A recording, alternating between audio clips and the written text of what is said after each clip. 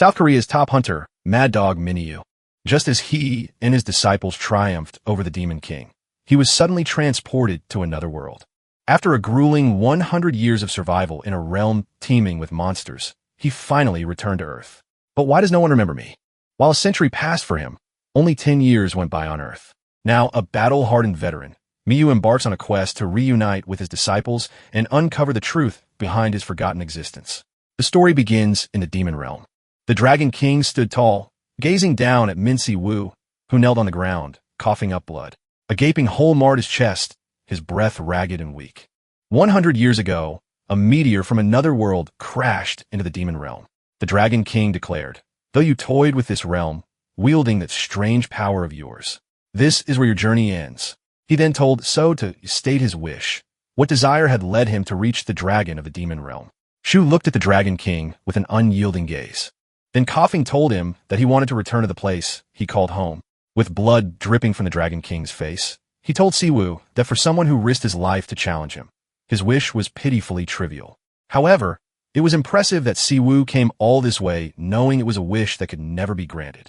He added that Si-woo shouldn't feel bad because the power to return home, the dimensional orb, was inside his heart. Hearing this, Si-woo grinned. He asked the Dragon King if he had any idea how much he had suffered to find the dimensional orb. It had been a whole century, 100 damn years in this ours world. The Dragon King then raised his hand and told Si-woo to consider himself lucky since he would put an end to his meaningless existence here and now. But before the strike could reach Si-woo, a sudden golden light covered him. Si-woo grinned, saying he could finally end the battle. The light shone brightly, blocking the Dragon King's attack, and a magic circle appeared on ground. The Dragon King had no idea what was happening. Holding his bleeding hand, which had been cut off by the light, he asked So what kind of light it was. He was even more shocked to see Si-woo's wounds healing, but he realized it wasn't just ordinary healing. It was regeneration. Si-woo stood up, wiped the blood from his mouth, fully healed, and asked the Dragon King if he was going to take out the dimensional orb himself, or if Si-woo had to rip it out of his heart. The Dragon King panicked as he realized Si-woo was no ordinary warrior. With a calm grin, Shu gave him 3 seconds to hand over the orb.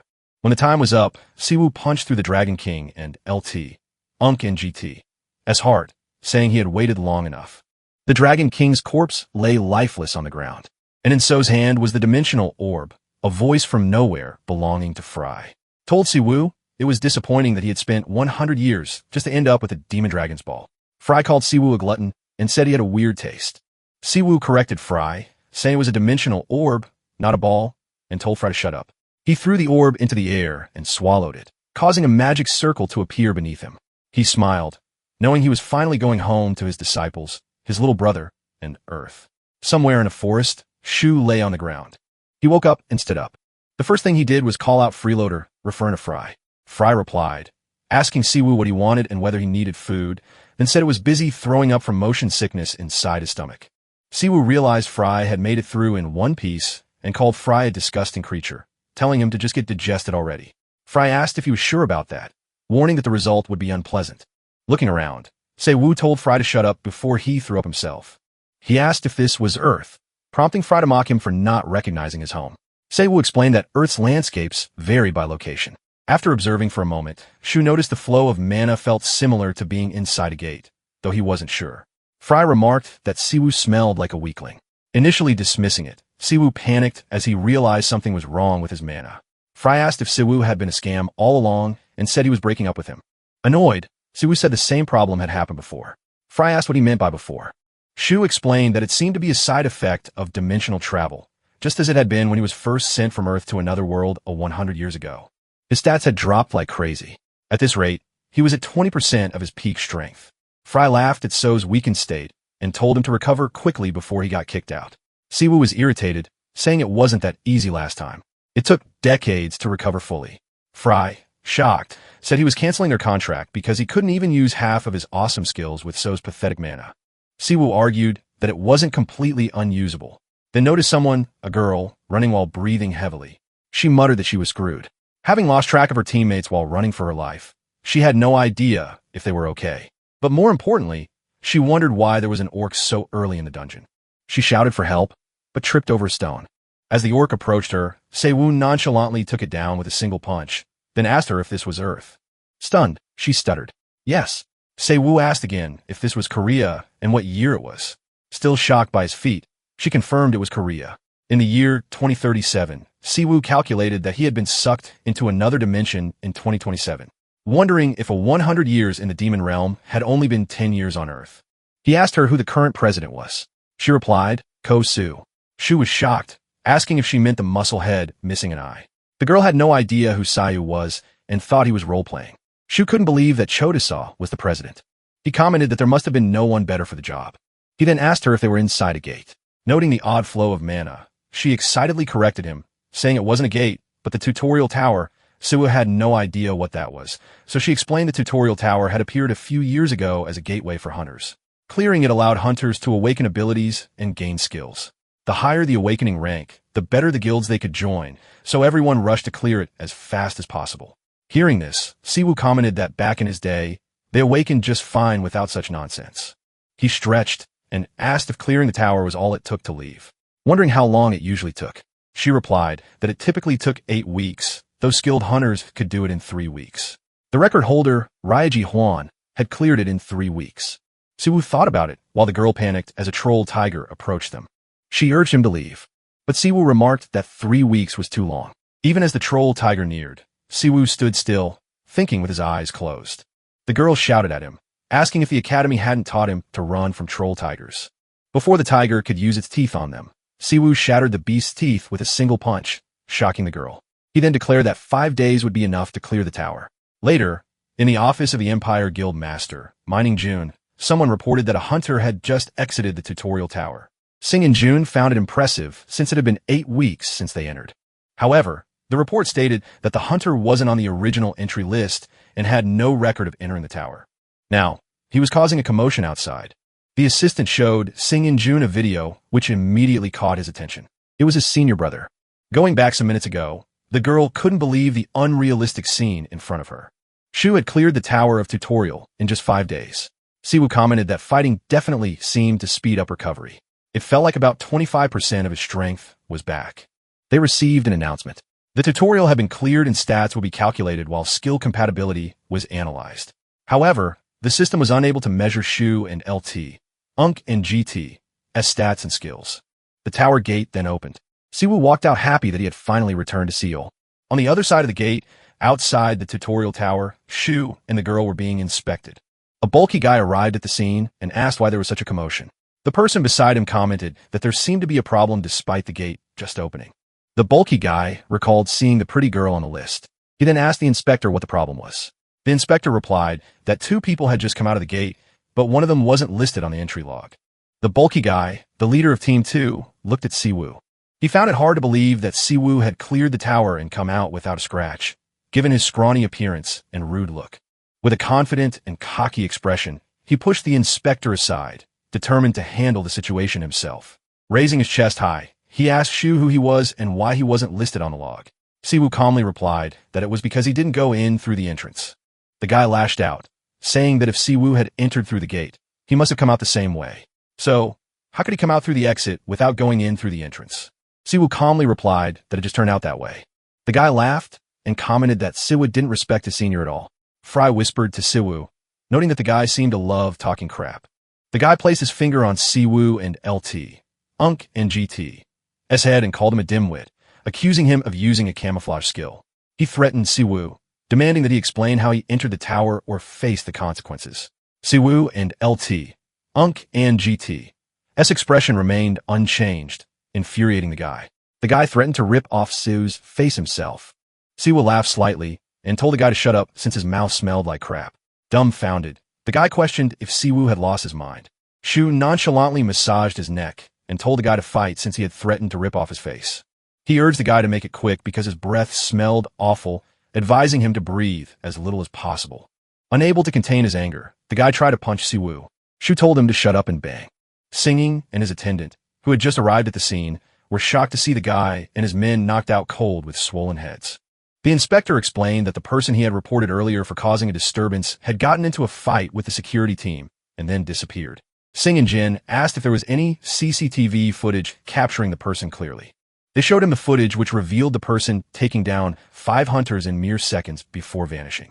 The inspector suggested that the person might be a stealth ability user since they were completely unseen. Singh disagreed, stating that it was simply a matter of moving fast, nothing more.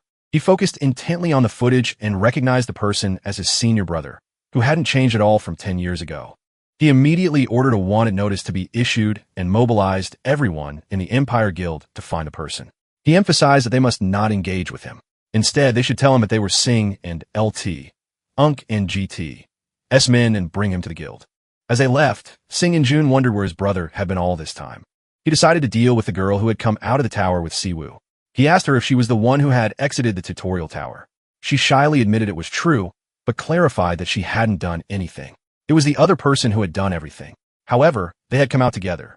Sinjin noted that she had exited faster than expected, so she must have gained some talent. She shyly mentioned that she wasn't sure if it was good, but she had obtained a rank skill. Hearing this, Singh and Jean decided to secure her for the guild even before the final assessment. He promised to tailor the contract terms to her liking and suggested she sign with the Empire Guild. She was overly happy and asked if he was serious. Just then, someone arrived and remarked that although the guild was named Empire, they acted like thugs. Singh and Jin recognized the person by their voice and told them to watch their language. The person was Hunter Ryu Jawan, an S-rank hunter. Janu sarcastically asked if Singh and June was upset, saying he had chosen his words carefully. The other S-rank hunter, Cho Sanunjil, the guild master of White Lion Guild, commented that Singh had likely been outplayed. It seemed everyone had gathered after being contacted by the association. One observed the security team and speculated that the unregistered awakened mentioned by the association had been responsible. Kneeling down, he remarked that the person was feisty for causing a commotion. As soon as they exited the tower, Sanunjil agreed and suggested that the person likely possessed a high-grade skill, making them a top-tier talent. Joan suggested that whoever found the person first would get to claim them, regardless of the method used.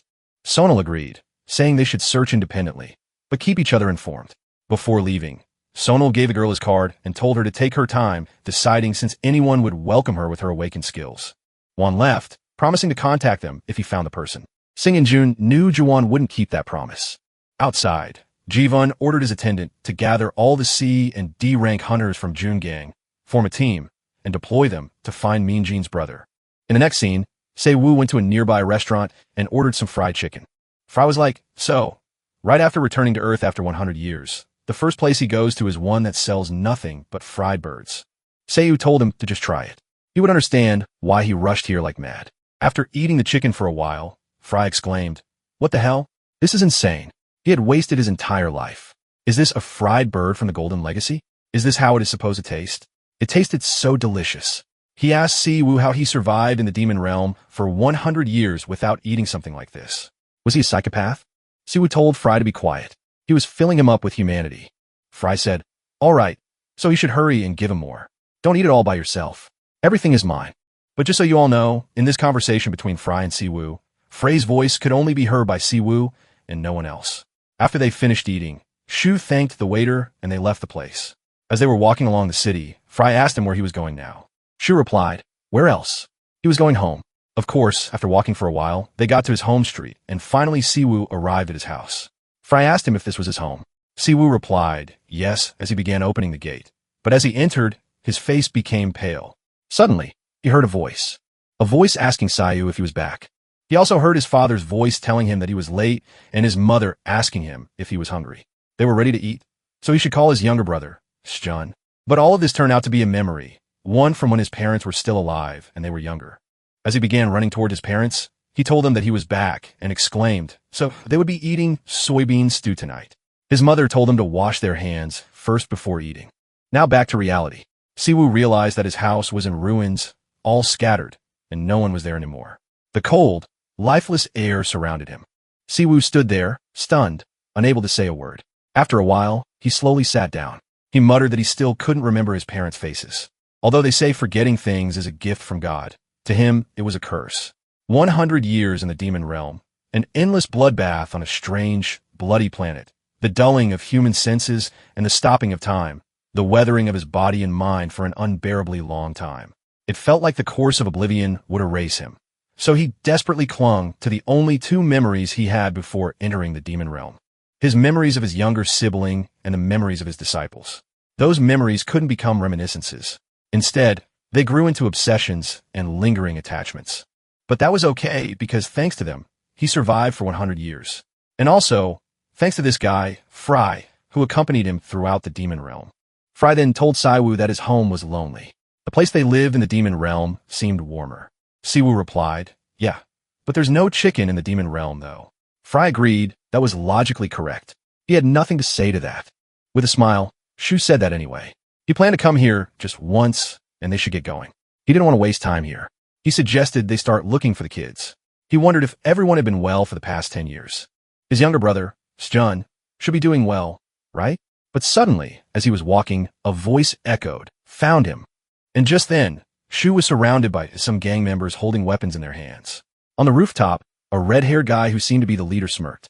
It's been such a pain finding the son of he looked down at Siwoo and said, nice to meet you. You must be the one who caused a fuse at the tower exit, right? He introduced himself. My name is Bien Hakmon, a C-rank hunter of Vajra. He asked Shu if he knew how long they had been looking for him. But RMC was like, what should he do about it? Should he console him? Hawkman Snap then asked if Shu didn't hear that they are from Vajra Guild. Shu replied that whether it's Vajra or whatnot, he doesn't care. He asked what do they want from him. Hawkman said it seems like Siwoo doesn't understand his situation. Then it would make him crawl on all fours. With a smile, Siwoo replied that it will be the other way round. The hunter world is really a mess these days. Now even gorillas are becoming hunters. What a great world this has become. Hakmon became angry hearing this and said that this wouldn't do. They should all teach him a lesson before taking him away. His body began blazing with lightning, and with the speed of light, he sprinted behind Siwoo, about to land a punch. With a loud bang, the punch sent Siwoo flying, his body shattering through the wall across the street. But as Sai was flying, his hands were still in his pockets. He was like a chill guy, as if nothing had hit him just now. With a dry laugh, Hawkmoon called him son of a who was he calling a gorilla? The rest of the gang members laughed, and said that this lowly guy had pissed off their boss. They said that Siwoo fainted before he could even pull his hands out of his pockets. They told Hakmon to hit Shu once more. Maybe he might die. But Shu lay there unfazed, looking at a system notification. He was using his system to check Hakmoon's power and attribute. The system showed him that Hakmoon was grade C and his power was instantaneous acceleration, which made his speed more than double. If the user's physical strength and body structure could handle it, he could even move faster. Siwoo then asked Fry, how about it? Do you want to eat the skill? Fry replied that this was the first time he will be eating a skill since coming to Earth, so he wanted to try it. Then Siwoo replied, all right. And in an instant, he stood up. Hakmon and the rest of the gang members were surprised. This guy, they thought he fainted, yet he just stood up like that. But before they could even say another word, Siwoo sprinted behind Hakmon at the speed of light and knocked him down with a loud bang, his face kissing Mother Nature. As he fell, he wondered what the hell was going on. This guy was faster than the speed of light, and he couldn't even detect his energy at all. The rest of the gang members were shocked. What's going on? This guy took down their boss in one punch. Just then, Siwoo stretched out his hand and began using his skill. He then told Predator to eat the skill from Hakmon's body. In an instant, talismans began surrounding Hakmon. After a while, the skill extraction was successful. And now, Siwoo had gained Lightning Flash Grade C and all the attributes from Hakmon's body. Siwoo let out a dry laugh and said, wow, so this Predator skill works on Earth too. Fry said that it felt good, but it tasted worse than chicken. The rest of the gang members were angry and pissed off at the same time. This white guy, one of them gritted his teeth and yelled at the rest of the gang members to attack Siwoo all at once. All of them yelled with a battle cry about to attack RMC, but Siwoo stood unfazed and told Fry they should use the skill they had just obtained on these guys. Fry replied that he understood. In a flash, So's body began blazing with lightning, just like Hawkmoon's earlier. But since Siwoo was far stronger and his body had higher durability, he could move at an even faster speed than the original owner of the skill. In an instant, he moved faster than Barry Allen, attacking the gang members in the nick of time. They didn't even know what hit them. All they could see was themselves losing consciousness and falling to the ground. One guy was like, damn. He began enhancing his body with physical enhancements, gripping his dagger as he prepared to attack Siwoo. But Siwoo dodged it effortlessly as if it was some slow-motion attack. Then he gave the guy a kick in the stomach, sending blood spilling out. From this fight, Siwoo also stole another skill, Vital Point Strike. When activated, the body automatically targeted the opponent's vital points, making attacks more efficient, especially if the user held a weapon. But Shu sighed and said, the blade is all dulled. Who would use such a dull blade? Still, he said he would borrow it for now. Combining the Vital Point Strike and Lightning Flash, he moved at the speed of light, aiming for the rest of the gang members. Just as he was about to stab one of them in the neck, he heard a voice calling out his name. Seiwu paused for a while. The voice sounded so familiar, so he decided to see who it was. When he looked back, he was shocked to see the person. It turned out to be his younger brother, Sun, who had now grown after 10 years. With a smile, Seiwen called out to his elder brother. 20 years ago, the gates opened on a peaceful earth and the world was thrown into chaos with everyone panicking and wondering what the hell was happening. No one had any idea because it was the first time they had seen something like that. Then suddenly monsters began rampaging out of the gates and the appearance of the first generation awakened individuals occurred. People whose powers ignited the moment the gates appeared. At that time, there were no policies or laws to deal with it, and it was an era of barbarism where everyone was left to fend for themselves.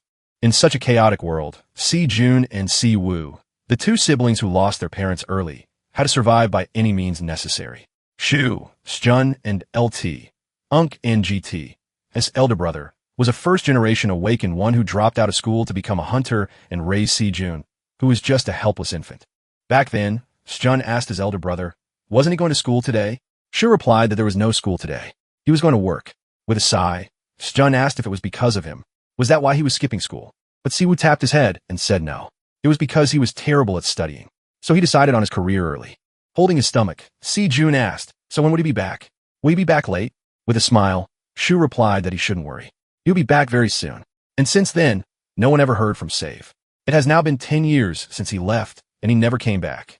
Now, after leaving the fight scene, Siwoo went to his younger brother's place and was surprised to see that the building was such a nice place, very large and well-built. Shu was checking out the apartment, looking at the window, and was even more surprised to see the Han River so close. He thought to himself, so Si-jun bought this place by himself without taking a loan. He was happy to see that his younger brother had succeeded. Saigen replied that it was nothing special. The money was all earned using skills he learned from Shu. It was a house they were supposed to live in together. So there was also a room for him. But looking at his elder brother, Sjun thought to himself, I can't believe it. Is this really my elder brother? How is it that the person they couldn't find for years suddenly appears after 10 years? Siwoo, after looking around the place, asked Sjun, was there really a room for him? Wow, now I get to raise my little brother, he said, praising Shun for working hard over the past 10 years. But with a smile, Sjun declined the praise and said, no, it was his elder brother who had done all the hard work. Now with a sigh, Shun asked if Shu knew how hard they had been looking for him. Where'd he been all this time? And why was he only showing up now? With a smile, Siwoo tapped his head and told him to sit down. He had 100 years worth of stories to tell. Sometime later, they sat down with some drinks and chips, a laptop in front of them. Shu then filled him in on all that had happened, how he entered the demon world, and how he came back to Earth. After hearing the story, Si-gun summarized. So, 10 years ago, when he defeated the fourth demon lord, he was transported to another dimension by an artifact the demon lord had. In this other world, he met Predator, a being who could extract other people's skills.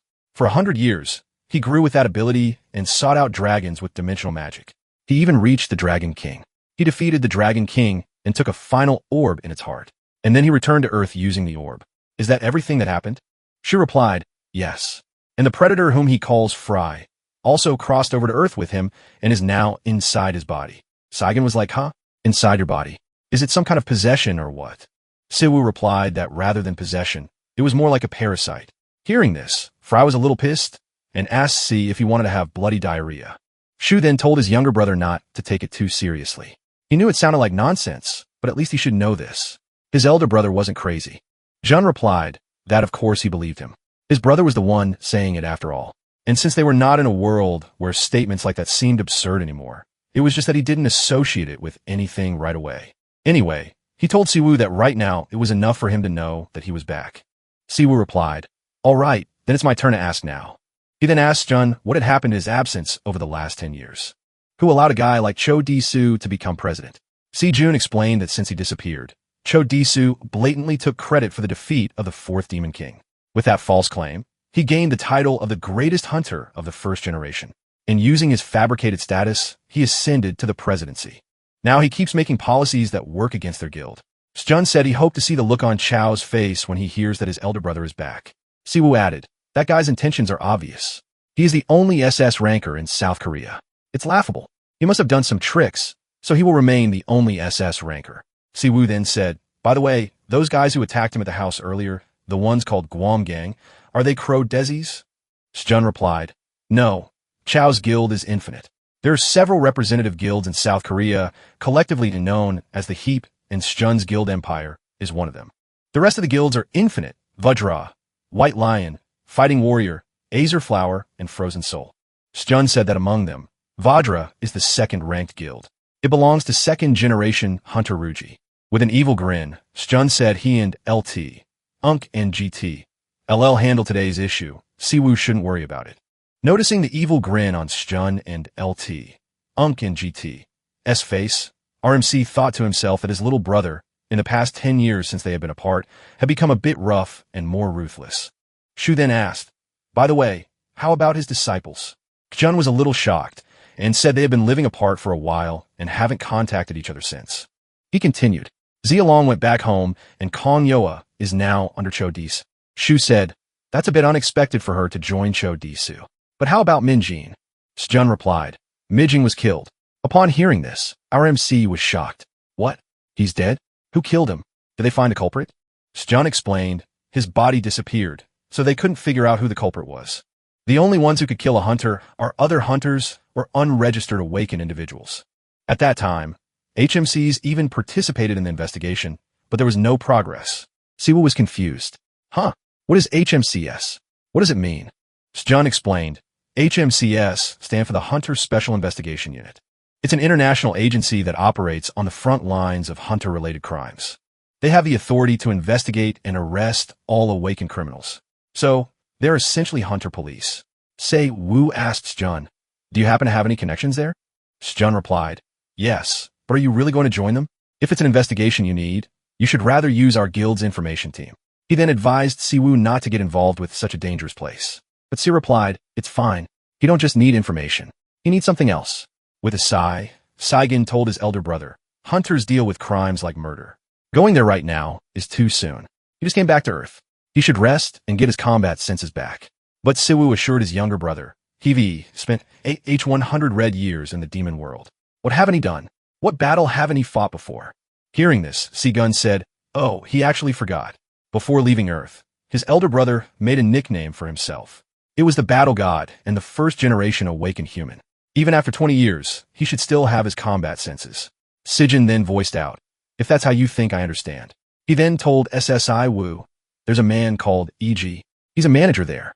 He'll try contacting him."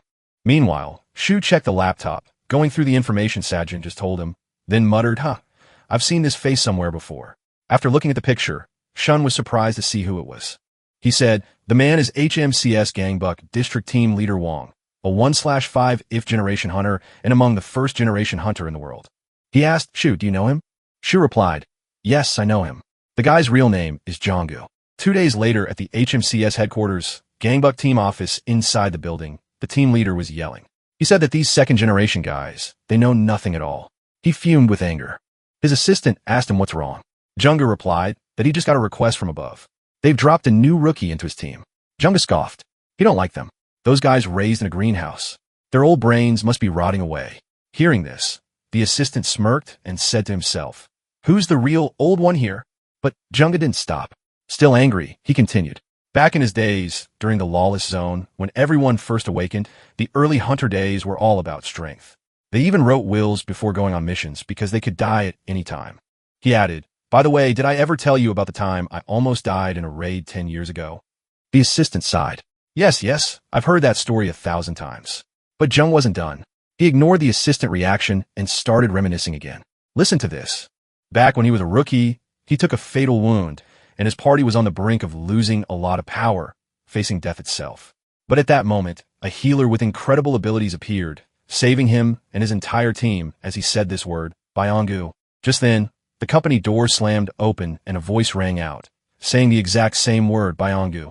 The team leader was shocked, turning toward the door to see who else could say that iconic phrase. It turns out to be Siwoo, who asked Jonggu, "Why did you change your name?" It confuses people. He asked if Jong remembers him. He's the lifesaver from back then. Upon recognizing him, Jonggu began sweating. His expression shifted in shock. What the hell, Hunter Mini-Woo? What is he doing here after 10 years? Jonggu introduced Shu as a new hunter who had joined their gang book team. Since he's a new member, Drongo emphasized that there must be a lot of information Shu doesn't know, so he instructed the team to provide it immediately whenever needed. He also reminded them, as seniors, to treat the new recruit with the utmost respect. The girl named Song murmured to another guy, saying, Jong and LT, Unk and GT. S behavior was contradictory. It was strange for the great team leader to be acting like this. The guy told her to keep her mouth shut, suggesting that judging by the team leader's reaction earlier, Siwoo was definitely not just an ordinary recruit. Junga then instructed Sun to follow him to the conference room for a quick briefing for the new recruit. Another member questioned whether Siwoo could be a 3-star who joined as a new recruit. In the conference room, Junggu politely asked Shu if he would like coffee, and if so, whether he preferred mix or Americano. Siwoo replied, mix. The guy humbly showed Siwoo their HMCS deployment uniform and asked for his size. Sun, puzzled, said she hadn't received any instructions despite the briefing and didn't know what information to provide to the new recruit. As the data manager for the HMCS gangbook team, she was unsure what was expected. Siwoo told her he needed the records of all hunters killed over the past 20 years. He asked her to summarize the data and pass it on to him. Surprised, she mentioned that 20 years' worth of data was enormous and that they'd have to submit a report to the Hunter Association. Junggu cut her off, shouting that she had enough experience to figure it out herself. He then approached Shu with a coffee and reassured him that their data manager would handle it quickly and efficiently. Sun adjusted her glasses and asked Se-Woo if he was referring to human deaths. Se-Woo clarified that cases officially recognized as murder by HMCS would do. He also requested a list of hunter killers who were still at large. He squeezed his coffee cup angrily because killing an awakened was nearly impossible unless the attacker was also an awakened of equal strength. If they managed to kill a top-tier hunter like Minjin, the culprit was likely a professional. Even if the culprit had already been caught or killed, if they weren't awakened, there would be a record of them in-house. For now, tracking them down took priority. She asked where to send the information, and Siwoo instructed her to send it to his phone for now. Someone then came in and informed Jonggu that they had received a request for support from the police. A turf war had broken out between gangs that included awakened members. Yonga was inclined to let the police handle it, thinking it involved only low-ranked stragglers. But the guy mentioned that one of the gangs was Suryabus. Jonggu found this troublesome, prompting Shu to ask what Suryabus was. Sun explained that Suryabus was on a whole different level from typical gangs. They were involved in arms trafficking, contract killings, and even alleged hunter trafficking. Hearing about hunter trafficking piqued So's interest, and he suggested they go together. At a shop, a battle had just ensued. Many corpses littered the ground. Kong Ho, the second in command of the Suryabus Guild, remarked that the field captain of the Bloodless Reaper was no big deal, at least not in front of him. The red-haired guy, Jaikin, Suryabus' third in command, countered, saying what Kong Ho said is unfair since half of them were cut down by his meat cleaver. Kong Ho laughed and told Jean he should try beating him if he felt left out. Jean responded that Kong Ho should just sit tight and wait. One of these days, he would win against him. Kong Ho laughed and remarked that they couldn't do anything without him. He was glad he quit being a hunter and joined the organization. Another guy asked Kong Ho if they should start marking the territory. Kong Ho agreed, declaring the place now belonged to Suryabus. Suddenly, an explosion went off. Jakin panicked and asked who was responsible, wondering if there was still a stray Bloodless Reaper left. The person responsible for the explosion was Siwoo. Jaikin shouted at Kong Ho, asking if he realized messing with HMCs would complicate things. As they argued, Siwoo arrived and commented that judging by Kong Ho and LT, Unk and GT's loose mouth, he must have killed a few hunters in his time. Shu told him to show more of his skills. The Cerebus men had no idea who Save was, wondering what nerve he had to come there alone. Jean worriedly asked Kong Ho what they should do since Siwoo didn't have the demeanor of a civil servant. Kong Ho told them their only option was to show their strength. He then activated his skill, Full Body Armor, a rank B skill that formed an invisible full body armor. The duration was determined by the caster's mana, increasing physical defense by 30% and magical defense by 10%. They charged at Siwoo, but before Kong Ho knew what was happening, he saw a vision of someone across a river, his grandfather waving at him. Kong Ho was crying on the ground. As he opened his eyes, he saw all his teammates had been killed, and he was the only one left. Siwoo told Fry to eat Kong Ho's rank B skill. Fry was excited as it was a decent skill. Kang Ho couldn't believe they had all lost to just one guy. He asked Siwoo why he had taken things so far. Coughing, Kong Ho insisted they had never killed a hunter. They just got by with their bodies. Siwoo admitted he knew they hadn't killed any hunters. He never thought small fries like them were capable of it anyway. Kong Ho then asked why Siwoo had attacked them. Shu replied that he wanted to check how strong awakened criminals had become. Since they seemed like a lost cause, it was better to cut them off early. Junggu and the others arrived hurriedly at the scene. Junggu asked if Shu was all right as they had finished clearing the upper floor of the club. Siwoo, brushing off the concern, remarked that it had taken him a while. He then placed his foot on Kong Ho and LT, Unk and GT's head, and told Junggu that he spared one boss-level guy alive and killed the rest. He asked if that was fine. Junggu replied that technically capturing them should be the priority, but if Seiyu was attacked first, it was allowed. Since HMCs operated as an international organization, they followed standard regulations. Therefore, agents were required to wear body cams to verify the legitimacy of their actions. Junggu couldn't believe Shu had wiped out the Cerebus Guild, despite their ruthlessness. Though Shu was known as the Mad Dog, Junggu never realized how brutal he was. Shu sheepishly admitted he forgot to wear his body cam, and softly asked Junggu to cover for him. Junggu, having no choice, reluctantly agreed. Shu added that he had been hit first, pointing to the blood on his clothes. Junggu assured him he believed him, though he clearly didn't. It was obvious the blood wasn't Sei's. At the same time, someone made a call to Ji, a Runka hunter from Hong Kong's Red Guild. The caller informed Ji that Cerebus had been completely wiped out without even being able to fight back. The second in command, Kong Ho, had been arrested, while the third in command, Jaikin, the one they were instructed to monitor, was dead. Gu finally arrived in South Korea, and, at the airport, a group of men walked up to him.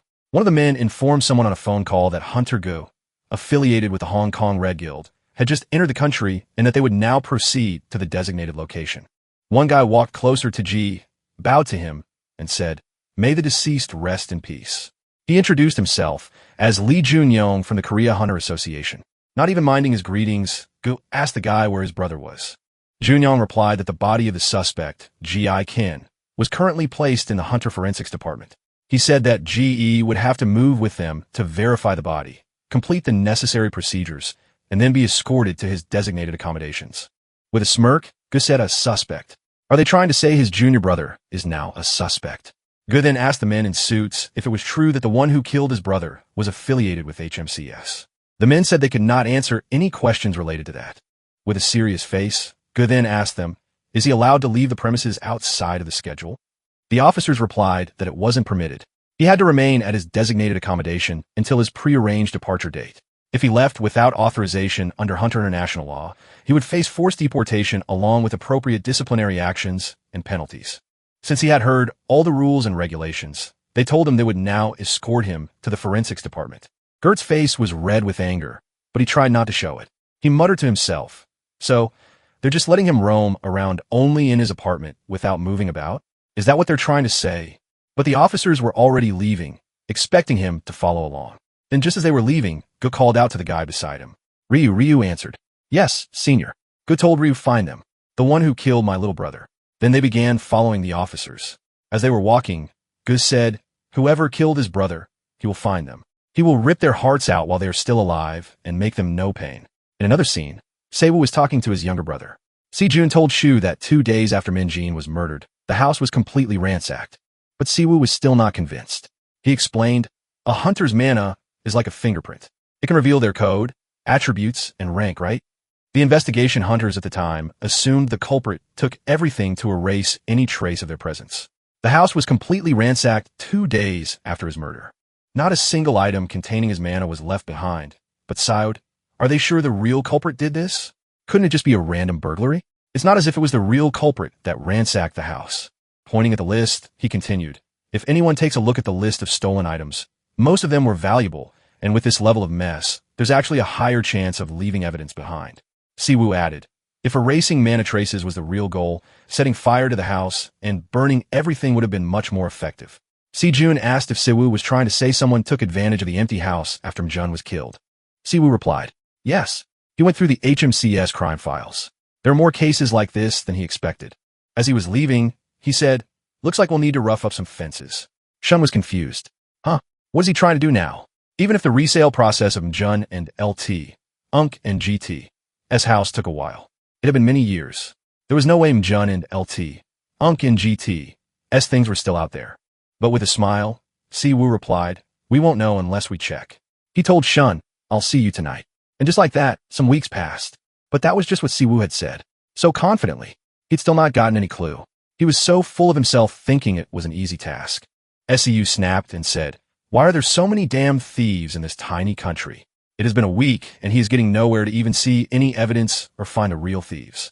Fry was like, "I got good instincts. Trust your big bro. I'll point you in the right direction." He then told Seiyu to go right. RMC didn't even complain. He listened, assuming Fry was his big bro for now, and went right. But after he went right, he yelled and snapped, unleashing all the anger boiling in his body. "It's a dead end, you dumbass." But Fry grinned since his instincts were not wrong. Suddenly, Siwoo heard some people talking from a distance, and a voice said, "Have you heard the rumors?" Siwoo quickly hid to listen to the conversation. The person speaking turned out to be a retated man talking with his boss, a man with a face like a hamburger. The retated man said, "Hoons have been cracking down on fences big time. Just yesterday, the whole Yongdyeonpa area got wiped out." The boss replied, "What is this serious, without a warrant or report? Why would the HMCs do that?" The ratted man told the boss, "It's the HMCs. They have full investigative authority over all tasks worldwide, and they have the right to execute punishment on all the other awakened criminals on the spot, if they resist. If those guys catch him, he won't just end up in prison. He might end up dead." The boss snapped and said, "But they're just government dogs. If they kill them, that's the end of it." The retated man replied, "True. Any skill hunter would rather join a guild. It pays better. That's why there aren't any high rankers in organizations like the HMCs. But whoever is hitting the fences this time isn't just some random lunatic." The man then said, "Since we specialize in stolen hunter goods, maybe we should relocate our warehouse this time around so the HMCs won't catch us." But just as they were about to leave, Shu stepped out from the shadows. "Where exactly is that warehouse?" Upon hearing this, the boss and the rat-headed man were startled.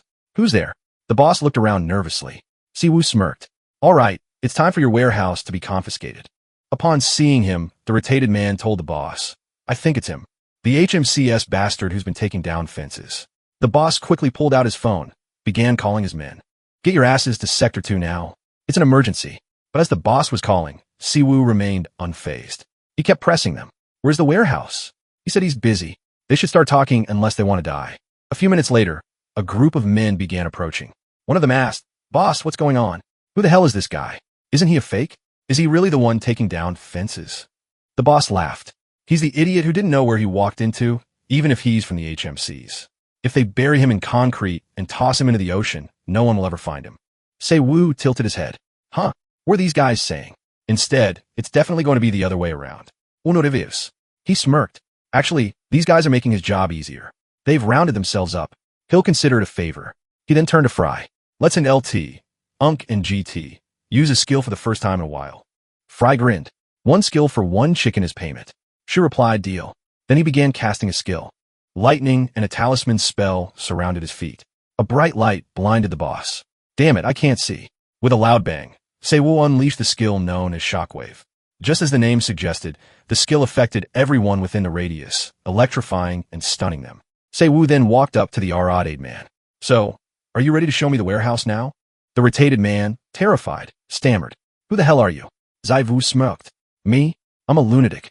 Sometime after they showed him the warehouse, and he ransacked the whole place, searching for what he wanted. From their belongings, Seiwoo finally found a man book. Fry raised an eyebrow. "Is this the man book you were so desperate to find? It smells like a nerd." "Sue note that?" Yes, he recognized it immediately. At least one thing was left intact. This is Mean Gene's research journal. From the journal, Siwoo could tell that there was a security spell on it. This wasn't just any lock. It was a formation that wouldn't open unless it recognized the owner's mana. Fry asked, "So, this book won't open, right? That means you can't read it." Siwoo replied, "That doesn't matter. What you need is not the book. It's the mana inside." He then dialed the number on his phone and made a call. "Oh, it's me. I got a dozen awakened criminals. Bring the cleanup crew. Also, bring the car. We've got somewhere to go." In another scene, sometime later, Seiwoo arrived at a battlefield neutral zone where underground techniques and bizarre abilities were exchanged. It was a marketplace for all things ability-related, a place called Black Skyfall. Inside one of the buildings, a woman sat at a table playing with a deck of cards. But she wasn't just playing. She was calculating like a shaman. She picked a particular card and smirked. "Oh my, looks like an interesting guest is coming." She was Mumyong, one of the 12 chiefs of Black Skyfall. Walking along the street, Siwoo said out loud that nothing much had changed compared to 10 years ago.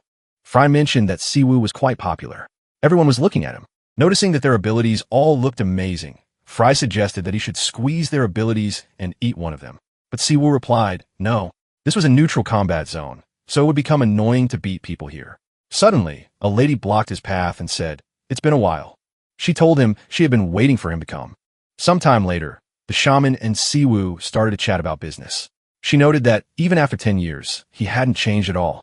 She replied, yeah, I guess so. She was also the same, unnamed. The lady asked, so, what have you been up to for the past 10 years that he haven't been in touch? Siwoo said that it was a long story, and even if he spoke about it, it wouldn't be a very interesting one. Stretching out the book, he said that rather than talking, he wished she could extract the mana contained in the book. With a smile, the shaman said, Siwoo is still getting straight to the point as always. Well, all right. This is something she enjoyed too.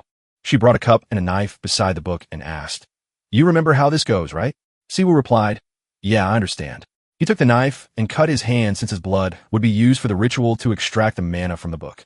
As he began pouring his blood into the cup, he reflected on how mana, once used through abilities or magic, was nearly impossible to return to its original state. This impossible feat, however, was made possible by this woman called Unnamed. With her skill, she was famously known as a man-hacker. This skill was an illegal medium, a power that defied causality, a force that went against the laws of nature. Abilities of this kind were often linked to crimes, which was why society viewed them with suspicion. She took a sip and remarked, it feels like life itself is dancing on my tongue. All right, it's done, she said. Fresh and delicious blood prepared cleaner than ever. Seeing this, Fry was unsettled. This woman's skill is definitely not sane. Even if he's a demon, he thought. After picking up the ceramic bottle, Shu mixed his blood with the shaman's, sealing a little contract. He thanked her for a job well done, then prepared to leave. Oh, you were leaving already? She asked. Su Zeepli?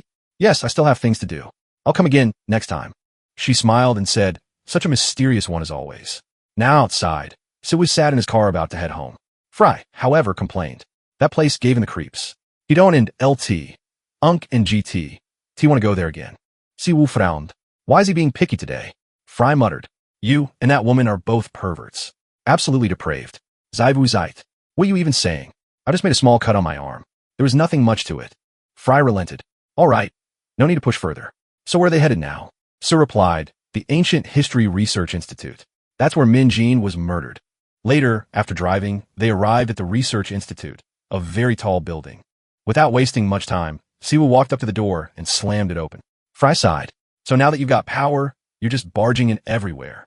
That's trespassing. Shu dismissed his concern. Don't worry, this building belongs to the Empire Guild. It was something Shun bought and preserved. It's a good thing his younger brother took care of this place early on. Deep down, Shu knew he wasn't the only one struggling to accept Min Jin and LT, Unk and GT, as death. Looking around, he could see memories of when they were all still together 10 years ago. Bending down, he muttered, you need to see the memory of that day when Min Jin was murdered. Fry hesitated. Are you really going to use that skill? Zyvo replied, yes. With a loud bang, he activated the Mana Remembrance skill, and the area became surrounded with talismans. The exact rank of this skill was unknown, but by using it, the emotions experienced by the mana's owner at a particular location could be reproduced. The completeness of the manifestation depended on the quantity and quality of the mana used as a medium. Unlocking the bottle he had collected from the shaman, Siwoo combined its contents with his blood and the mana from Min Jin and LT, Unk and GT, as book. As the mana spread through the surroundings, it began revealing the incident, the faint memories of what had happened. Fry sighed. Is it because Siwoo and LT, Unk and GT, S mana reserves are so tiny that he can't see the memories clearly? Shu replied, it can't be helped. The mana remembrance skill doesn't show the target's memories, only their emotions. Standing up, Siwoo muttered to himself. The Mu he knew was never a weak hunter, and if this was done so quickly by a single person, it meant the culprit was highly skilled. Now, looking closely at the faint memory, Shu noticed that before Mju died, he said a few words, and Shu began trying to piece together what Minju was trying to say. He could see V, I, and P. He wondered, was it in order? Suddenly, he also noticed the culprit wearing a veil, his face barely visible. The culprit then said a word, higher up. Now, piecing all the puzzles together, Siod 6, P, and the higher-ups. So, Mu wasn't just part of the research institute. He was in an organization. Noticing So's expression, Fry asked him if he was okay. Siwoo wondered, what did Fry mean? Fry said that back in the demon realm, Siwoo was always talking about his younger siblings and disciples. Even after 100 years, he never forgot them. The first thing he did after arriving on Earth was to look for them. And now, he had just watched his disciple die with his own eyes and stayed completely fine. Did he have a heart of steel? Shu didn't mind Fry. Instead, he said that Frey's vocabulary was getting better. He asked where Fry even picked up those kinds of words, and Fry replied that he picked them up from Sphinx. Fry then continued saying that right now Siwoo and LT, Unk and GT's emotions were surging so violently that it was making him nauseous, but he didn't show it on the surface. Or was it that he couldn't show it? Shu replied that he was fine. After 100 years, his emotions were bound to break down at some point. Suddenly, the door creaked open and a guy wearing a mask, clearly a side character, called out to Siwoo and said, "You are Mincy Woo, right?" He scratched his head and added, "Where the hell have you been wandering all day? Seriously, making things so damn troublesome." Then he continued, "Anyway, just come quietly. There's someone dying to see you." But Shu began counting. 1, 2, 3, 4, 5, 6. He realized the guy wasn't alone. He had tagged along with 6 men. Siwoo then told the guy, "You sure act cocky for someone dragging around 6 little rats." The guy frowned for a moment and said, "You're sharp, so to notice that so quickly. That makes things easier." He then gave Siwoo a choice. Pick one of 2. First, let us tie you up and come along quietly. Second, resist, and we'll cut you up and drag you away bleeding. Without wasting time, Shu stretched out his 2 hands and said, "It's better for him to follow them willingly than for them to cut him up." The leader then ordered his subordinates, "Tie him up." One of the men responded, "Yes, sir," and began walking towards Siwoo. Just as he was about to reach him, his body was split into 2 and blood came pouring out. With an evil grin, Shu said he actually preferred the cutting option. And Fry added, "That was a ruse, you fools." Upon seeing their fallen comrade, the remaining men yelled and prepared to kill Siwoo immediately. But just as they were about to attack, a figure emerged from the shadows and commanded them to stop. It turned out to be GE from the Red Guild, and with a smirk, he declared, "From here on Siwoo is his prey." Go asked if he's the one they call Mini Woo, and if he's the one who killed Jaken of Sparus, his brother. Fry commented that among everyone he had encountered so far, Go seemed tastier. Siwoo replied that he's not sure which brother Gert is talking about, or whether he always asked trash for their names before cleaning them up. Go was angered by his words. He then charged with his fist, aiming to tear So's heart apart. Bang! Shu easily blocked the punch. Shu asked if Gert was an A-ranked hunter since his skills weren't that bad. Go wondered if Siwoo was a healer since he used instant regeneration. He told Siwoo not to be cocky, then put in more force. The ripple evident, but Siwoo dodged the second strike. One of GE's men couldn't believe Siwoo blocked their guild master's attack, but the other guy told him to stop standing there and join the fight. Swiftly, Siwoo appeared in front of him and told the guy he couldn't let him interfere. He knocked the guy unconscious, then used the skill Lightning Flash again. He remarked that it had been ages since things got this interesting. He arrived at the other guy's side, grabbing his neck. They were all surprised to see a healer with acceleration skills. Another questioned, what the hell is Sei's identity? Even GE was surprised because Siwoo analyzed all his moves and dodged with minimal effort. None of the acceleration-type hunters Go had met in the gate showed such a level of precision. He thought, this guy, how wide is his field of vision? He's no ordinary person. Go decided to go all out immediately since it had come to this. Siwoo told Go seemed mistaken about something. If a crime has been committed, whether it's your brother or your kid, they have to face punishment. Now you're dying by my hands since you're awakened criminals. So stop looking like you're unfairly wronged. The ones who should feel wronged are the citizens your brother hurt. Go angrily gritted his teeth and told Siwoo not to spout nonsense. Are you saying it's okay for all criminals to die? He shouted. You don't know anything about the life my brother lived, and you shouldn't think you can do whatever you want just because you're wielding authority. Jaikin, his brother, had no choice but to become a criminal just to feed and take care of him when he was a kid. He was just doing everything he could to survive in his own way.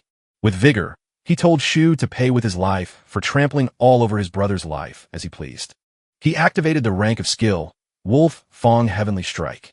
The skill disperses condensed mana, materializes it, and launches a synchronized bombardment that follows the target's movement. Shu knew he couldn't dodge the skill with just movement. So, he told Fry they should use a skill.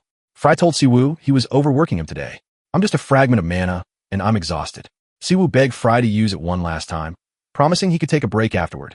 The skill Neutralize was then used. The skill rank is unknown.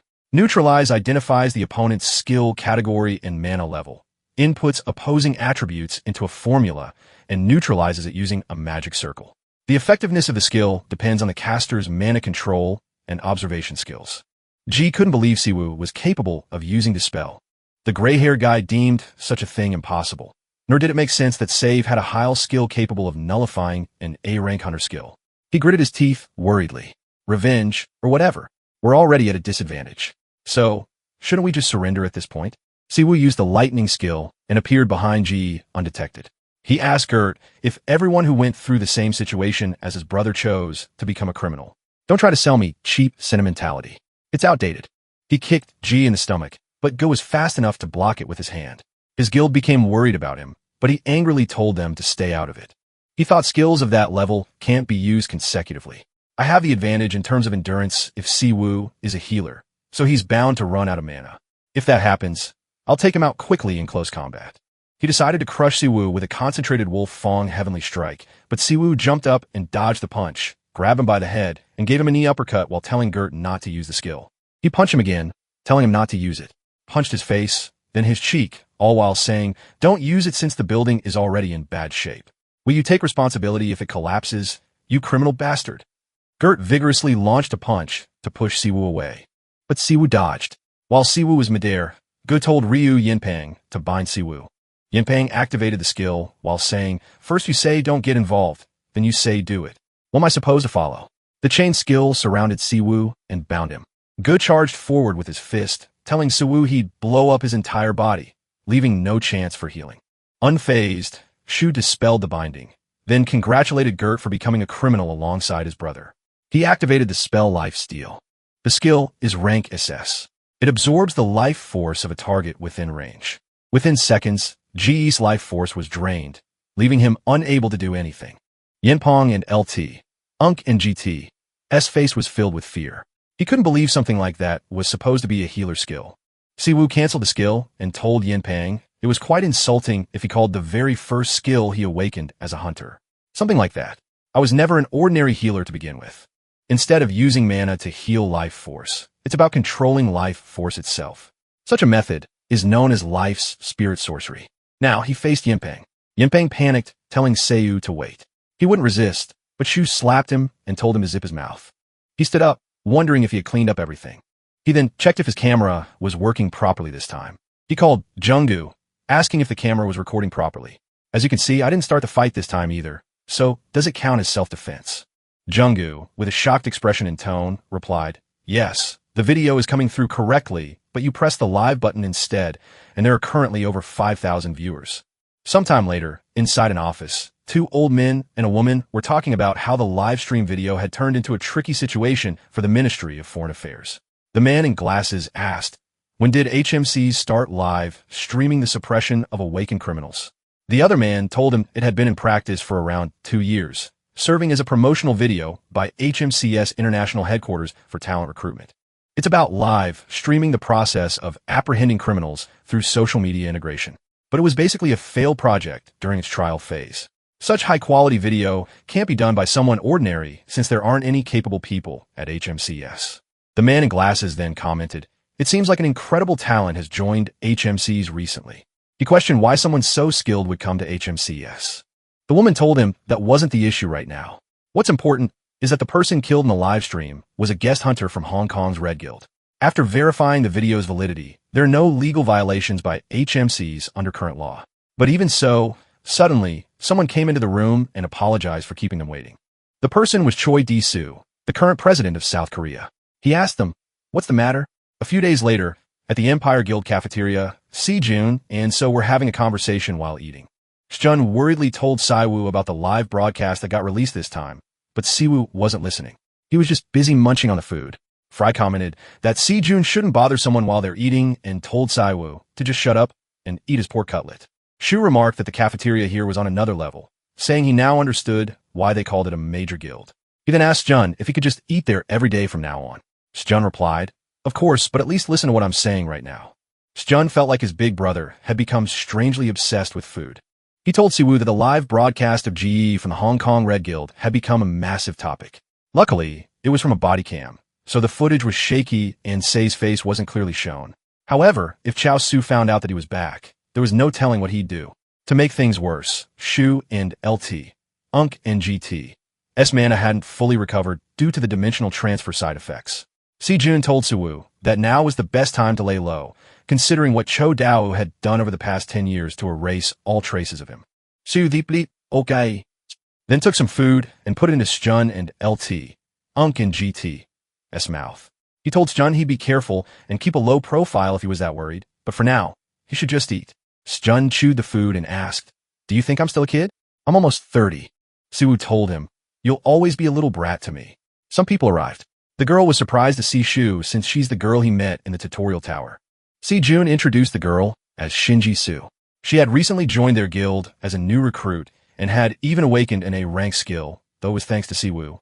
Seeing that Ji-su was with Hunter Seek, Si-jun asked if there was a joint seminar for new hunters today and questioned if that was why they gathered. Suk replied, yes. Sjun then introduced the gloomy guy as Chu Ha-min from the White Lion Guild. The gray-haired person is Yamato from the Frozen Soul Guild. And the last person as Suki from the Imperial Guild. Suk told Suwoo, "I've heard a lot about you from the guild master, but this is my first chance to introduce myself." He added, "I heard you've been making great achievements in HMCs, so I look forward to working with you." Siwoo replied, "Likewise." Heine asked if Shu was the big shot rookie who caused a big stir. He rudely commented that he saw the video of Siwoo killing Gert, whom he had considered a rival, and asked Shu if he was really the person in the video since there was no way he could believe such nonsense. Sayok, flustered, questioned what was wrong with Heyman today. Even Sjun became angry at him, telling him that he was being incredibly rude to someone he was meeting for the first time and doing so in their Empire and LT, Unk and GT. S guilds building, no less. But Ham didn't care. "I can't even ask a question. G and LT, Unk and GT. S Empire Guild sure is strict." Seek asked if he was out of his mind, then shouted, saying that the White Lion Guild should be embarrassed by his behavior in the Empire Guild. He wondered how Hunter Choi Sunil, the White Lion Guild master, would react if he found out about this behavior. Unfazed, Heyman asked if he was going to rat him out to the higher-ups. He told Sak he wasn't scared since he was an A+ rank hunter, the Asura of White Lion and the direct disciple of Xiaolong, the leader of Blackwater Lotus. What him said about being Xiaolong and LT, Unk and GT, S disciple, caught Shu and LT, Unk and GT, S attention. Shu then told him in to stop whining in someone else's guild. If he really wanted to confirm if the news about him defeating Go was true, Shu told him to come find him himself. He added that it was clear Hin's so-called master had failed at teaching him proper manners, so how well would he actually train him in combat? Hin angrily gritted his teeth. "This little brat dares to bring up my master." If they weren't inside another guild's building, he would have stomped him out. He then kicked the chair out of anger, gave Siwoo a death stare, and told him to watch his back at night. Seek, flustered, apologized for Ham Min's behavior, and then chased after him to scold him. Sjun told Siwoo not to worry about it. "I'll handle the bastard myself, and I'll make sure the White Lion Guild compensates us for property damages. At least a few million." Siwoo told him not to worry since he held back just enough. With a hearty smile, he commented that Han Min was just a disciple's disciple, so he should at least cut him some slack. Another scene inside an office with different kinds of medals. Vag Jianho, the HMCS Korea branch director, told Guildmaster Choi Sunil that their matter had now been settled. While drinking from a cup, he told Sunil that he should have just processed it through documents as usual. So, it was an honor that he personally visited their headquarters despite his busy schedule. Sunil, the guild master of White Lion, humbly told John Ho, "It's nothing big this time. It's not just about collaboration. We also need to issue an apology." He added that he wanted to formally apologize for the disrespect one of his guild members had shown toward an HMCS rookie. Although they had already discussed the matter with the Empire Guild, he felt it was necessary to personally meet the involved party and apologize. John Ho immediately replied, "No," and with a fake grin told Sunel, "There's no need for someone of your stature, the guild master of White Lion, to personally apologize. After all, it's not like there was any physical altercation." Sunil wanted to insist, but John Ho immediately interrupted, saying he knew what Sunel was trying to do. He accused him of making a scouting attempt rather than a genuine apology. However, he told him that the hunter was an invaluable asset to HMCs and that they were incredibly busy. Right now, they were actually on an assignment at the prison escorting awakened criminals, so they weren't even at HMCS. "That's unfortunate," Sonal said. "But it's rare for a prison to request HMCS support," Jai replied. "It's rare but not unheard of. Up until now, such requests were mostly handled by large guilds, but it seems like things will change from now on." Sunel stood up and told John Ho he understood what he was implying. However, since he couldn't personally meet the hunter to apologize, he asked John Ho if he would be willing to let Hunter Ha Min apologize in person instead. John Ho agreed, saying it was something that should be settled between the two of them anyway, then wished Sungul safe travels. As Sunil left, he was determined to still go after Se-Wu and not easily give up on someone with such strength. He then told his secretary to contact Hunter Chu and have him prepare for a trip, instructing her to tell him to put on his most polite face since he would be going to Incon. An inch and a fat man was wondering why HMCS who had put in the support request hadn't arrived yet. His attendant told him they said they'd be arriving soon. The man had no idea why HMCs was making a fuss now, since it had been months since the prisoner had been locked up. He found their sudden arrival exhausting, as they chose to come right when the inspection season was approaching. The reason HMCs was coming over was because of Sure Volk. Volk had gone in quietly when he got arrested, so the fat man thought he wouldn't be a problem. But suddenly the bastard started a riot like he had lost his mind. Even with a mana suppression shackle on, he managed to beat 5 people pretty badly. The attendant added that Volk was quite infamous in the underworld as a high-profile special criminal. Even investigation agencies had a hard time catching him. The fat man commented that they should just ship such a pain in the ass off to Gang 1 as soon as possible. Now, in one of the prison cells, VOG got a message through a rat from Bestia. He was told about the upcoming meeting, and since the organization had already made the necessary preparations for him, he was instructed to stir up some trouble inside the prison. He then killed the rat. Now Se-Wu arrived outside Incheon prison for the awakened. Upon arriving at the station, the police officer informed Heyman that Shu had just left. Ha-Min gritted his teeth in frustration and muttered, "What the hell?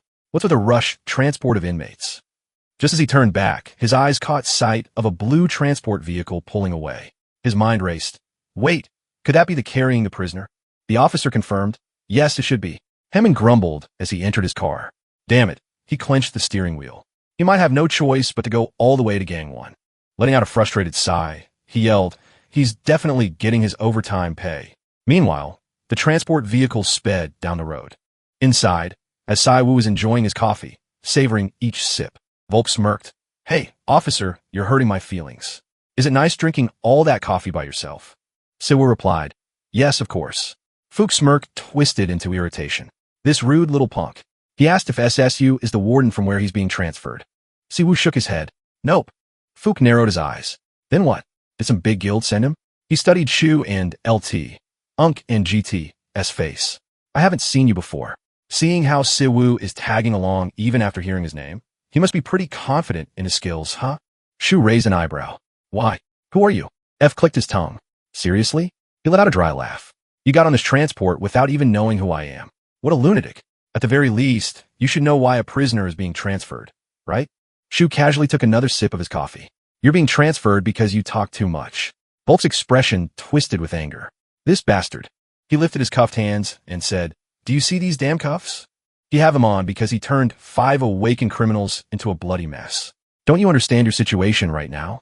He asked Se-Wu to tell him what does he think is the reason they're transferring an A++ level awakened criminal in a regular transport vehicle, especially with some stuck-up newbie tagging along.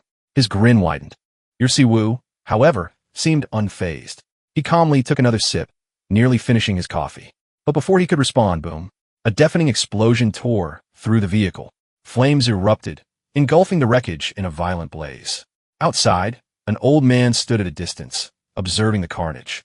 Is he dead? He muttered. The transport vehicle's door was suddenly kicked open. VOG emerged from the wreckage, coughing as he stepped out of the smoke, his face twisted in rage. You crazy old man. Were you planning to kill me too? The old man let out a chuckle. If the gray wolf of Bestia dies from just this little explosion, then forget it. He smirked.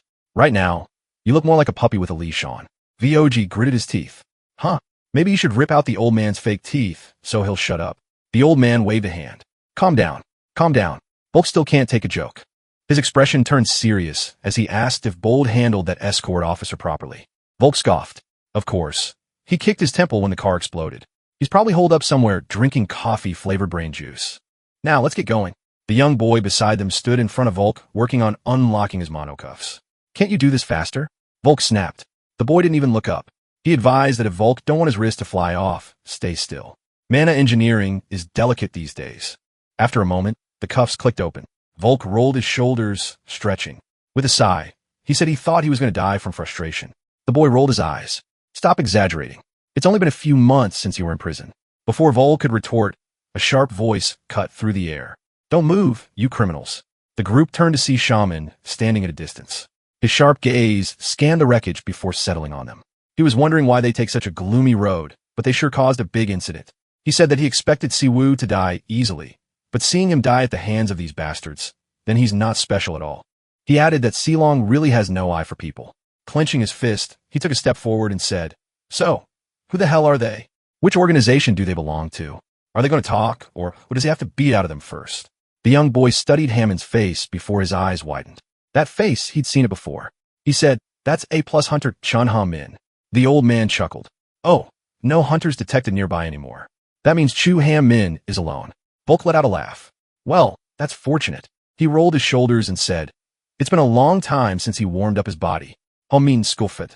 Stop whispering among yourselves." His eyes burned with intensity. "Who the hell are you?" Volk grinned. "We are the ones who are going to kill you." Min's stance remained firm. "As criminals, you're supposed to answer properly when questioned."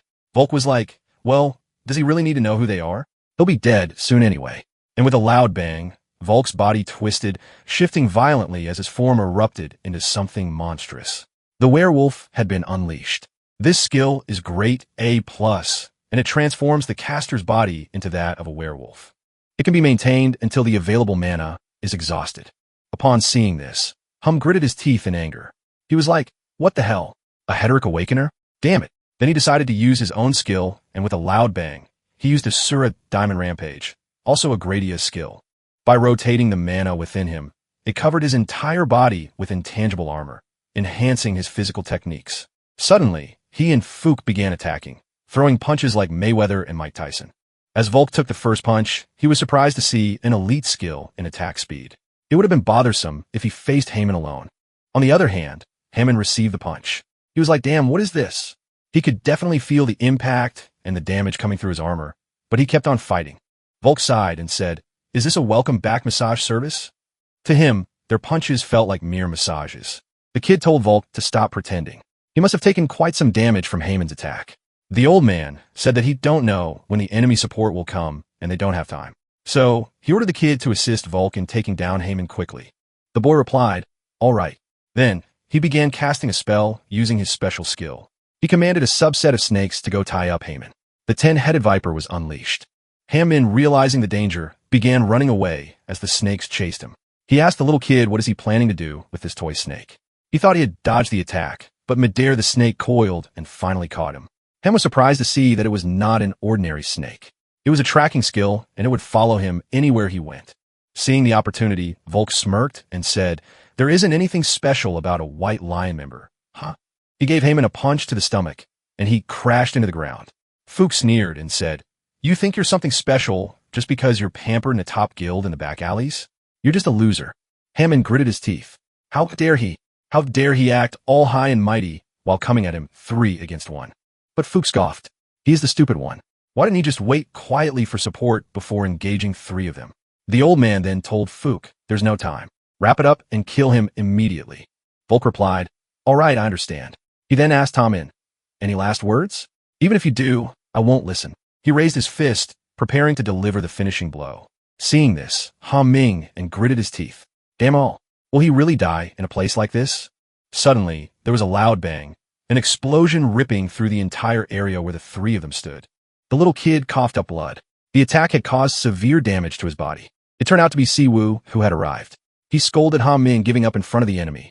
Did Xiaolong teach him that? Seeing Siwoo alive and unscathed, Hin was stunned. What the hell? He survived the explosion. Shoos my. Took him a while to figure out how to use this little thing. He held up the camera. He didn't come out earlier because he was trying to set it up.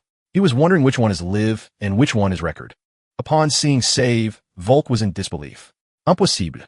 He definitely broke Say's skull before he came out of the vehicle. How the hell is he alive? The old man then informed Volk the little one is dead. Even him can't sense the mano flow of Shu. That guy has an abnormal skill. Shaman then yelled that SS Wu can't defeat these guys alone. He should wait for support. But Siwoo didn't seem to care. He turned to the prisoner and his accomplices, his voice steady and firm for launching a preemptive attack against an escort officer, releasing the seal on a awakened criminal, destroying an escort vehicle, attempting to murder a worthless hunter like Hammond, and daring to disturb my sacred coffee time. He took a step forward. Bye.